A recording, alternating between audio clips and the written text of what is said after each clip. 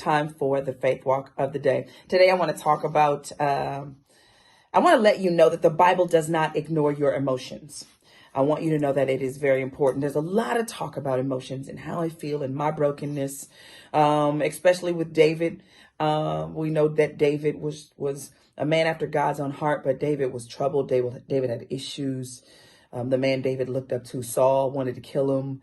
You know, David made big mistakes, but David was a warrior, and David's heart was very important to God, because how David felt about sin, how God felt about sin. But what I want you to know, especially for those of us that can suppress and ignore our feelings because we feel like it's too difficult. I don't want to deal with it. Just laugh and go. Flow and go, as I say. That's what a lot of, especially women, well, no, men, y'all do it too. I just got to flow and go. I don't have time for these emotions. It's too complicated. What am I going to do with it?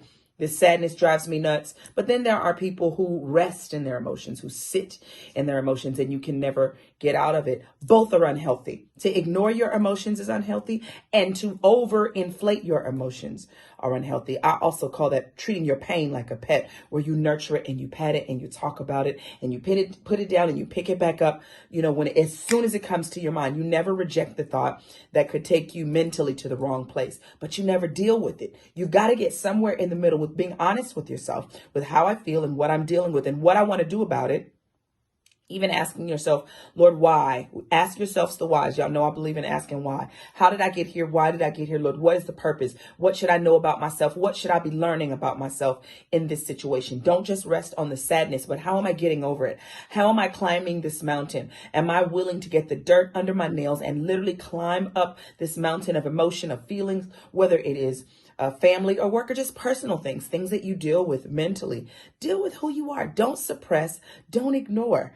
Even in this season, this holiday season, where a lot of people deal with their emotions and being overwhelmed, feelings of not being enough, whether you're dealing with a breakup or a broken family, whatever. Broke up. I guess you could say that too. Breakup, broke up, wherever you are. You can deal with your emotions, but don't let the emotions swallow you, but don't ignore the emotions either. You have to be somewhere in the middle with dealing with all of who you are. I don't care if that means you have to get in the floor and kick and cry, but after you finish crying and after you finish kicking, then what do you do? What do you say to yourself about yourself?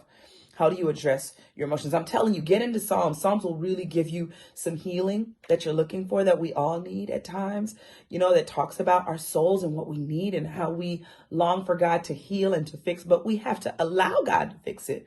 He can't fix it if you got a kung fu death grip on your issues and problems because you feel entitled to them. Yes, we all go through things, but we're not entitled to hold that stuff forever. You can't enjoy the beauty of tomorrow crying over yesterday or even today. In order to be better and to do better and to grow past, you got to deal with your emotions in a healthy way, in a healthy space, whether that's therapy, whether that's an intervention from family, whatever that is. Deal with it, but don't let your emotions take you down. All right. That is my faith walk for the day, ladies and gentlemen. Love you and I mean it. Don't let your emotions take you down.